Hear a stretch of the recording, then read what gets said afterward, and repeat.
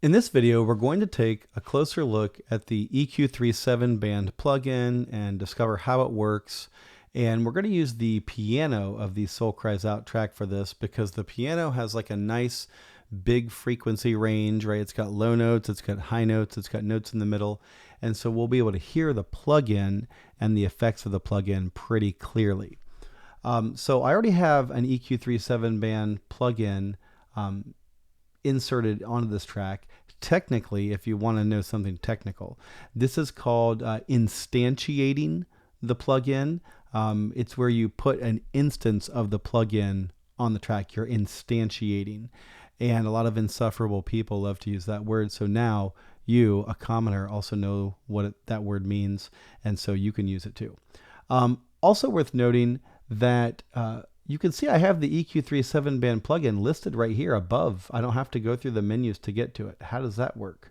Well, let's just take a couple of seconds to look at it. If I go to my Pro Tools menu and I go to Settings, and so now my preferences will pop up on the screen here. And there are tabs across the top here.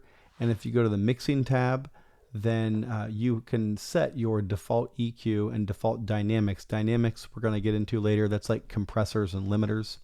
But I'll show you I can select one of those plugins, for instance, the Dyne 3 compressor limiter. And now I'll hit OK. And when I go back to my inserts, you'll see that that plugin is listed there. As far as I know, you can only get 2 plugins in this setup right here. There may be a way to like hack into the code and get more. I don't know, but I don't need more than 2.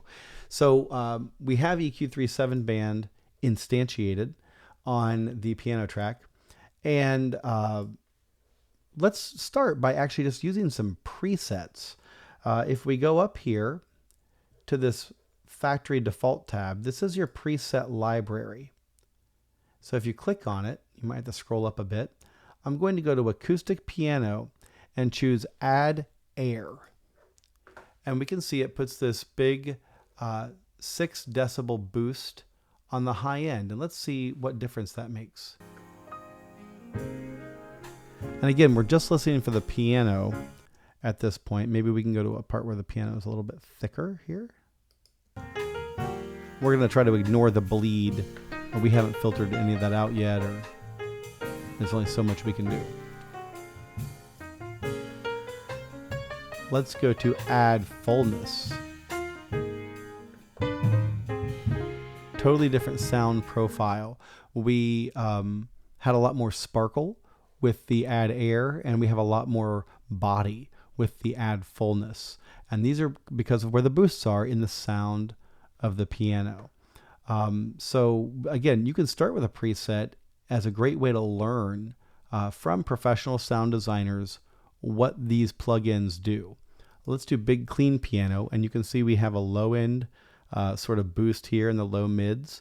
We have a cut in the high mids, and then we have a couple of boosts in the highs here.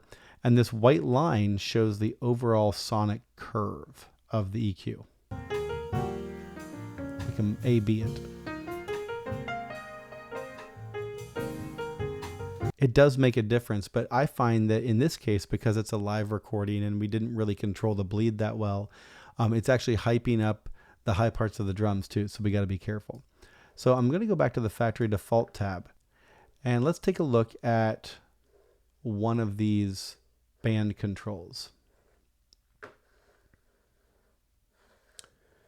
So here we have the yellow MF or mid frequency band. And if I grab this yellow knob and drag it up, you'll see that it has a certain slope. Everything underneath this slope is affected by this position here. I can also control this down here with these controls. Number one, I could turn that band on and off by pressing the in button. I can control the frequency, the center frequency, where it's most noticeable, where it's the strongest with this control. I can control if it's a boost or a cut with this gain knob. And I can control the slope of the band, how wide or narrow it is, with the Q factor here. I don't really know what Q stands for. I've asked a lot of people. If you know what Q stands for, throw it in the comments. So this is repeated, right, in all of these other bands. And so you can see the low mids, the high mids, all the same controls. Same thing with the low frequency and high frequency. The low and high frequencies have an additional control right here, as do the low pass and high pass filter sections that we looked at in the last video. And that is that you can control the shape. So right now, the default shape for this high frequency control is a shelf. That's what this symbol means. You can see it's a fundamentally different shape than this bell shape right here. And so that's a shelf. It can be a boosted shelf or a cut shelf, right? But it's going to affect all the frequencies in this blue area. If I want that to be a bell shape, I can change it to there. And the Q responds in slightly different ways to shelves. If we look at that, it does this interesting thing where it like evens the slope out, or it makes it more extreme. At an extreme value, it has these sort of cutoff peaks here, these peaks around the cutoff frequency. And you're just going to have to hear that to listen to how it sounds.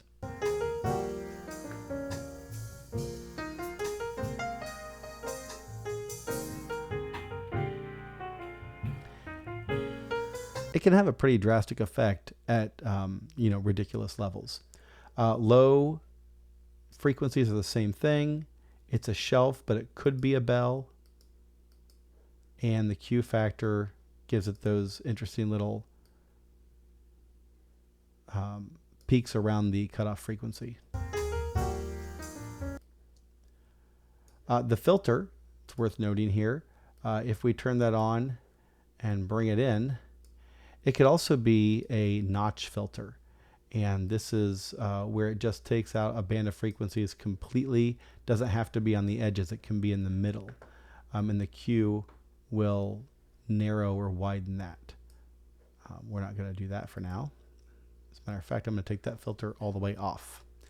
So this is how the plugin works. And in the next video, I will show you how you use the EQ3 7-band plugin to sort of make your mix more transparent and easier to hear each instrument in the mix.